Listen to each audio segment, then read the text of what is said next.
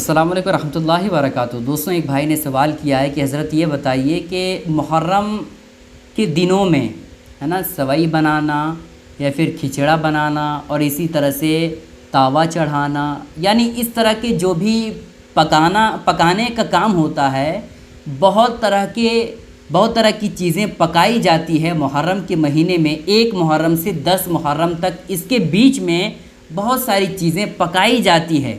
तो एक भाई ने सवाल किया है कि हज़रत क्या सवई बनाना, इसी तरह से खिचड़ा बनाना और इसी तरह से तवा चढ़ाना, क्या ये ज़रूरी है, क्या ये जायज़ है या नाजायज़ है? आज मैं आपके सामने इसी के ताल्लुक़ से बताने वाला हूँ। बस आपसे गुजारिश है कि वीडियो को आप आखिर तक देखिएगा। वीडियो अगर आपको पसंद आती है लाइक करने के साथ साथ चैनल को ज़रूर सब्सक्राइब कर लीजिएगा। दोस्तों देखें, 1 मुहर्रमुल हराम से लेकर के 10 मुहर्रम तक चाहे आप खिचड़ा बनाएं, चाहे आप तावा चढ़ाएं, है ना, या फिर इस तरह की जो भी चीज़ें आप पकाना चाहते हैं, जैसे कि शरबत आप पिलाना चाहते हैं या और भी जो भी खाने पीने का काम है, वो चीज़ें अगर आप करते हैं तो ये बिल्कुल जायज़ है, नाजायज़ और गुनाह या फिर हराम नहीं है।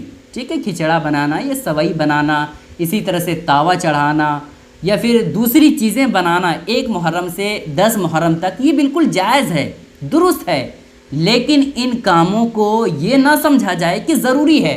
बहुत सारे लोग क्या करते हैं कि ये सोचते हैं कि भाई तावा चढ़ाना ये ज़रूरी है, भाई खिचड़ा बनाना ये ज़रूरी है ना। बहुत सारे लोग सोचते हैं कि भाई सवई बनाना ये मुहर्रम के दिनों में, ख़ास तौर पर 1 मुहर्रम से 10 मुहर्रम इसके बीच 1-2 दिन खिचड़ा बनाना ये ज़रूरी है।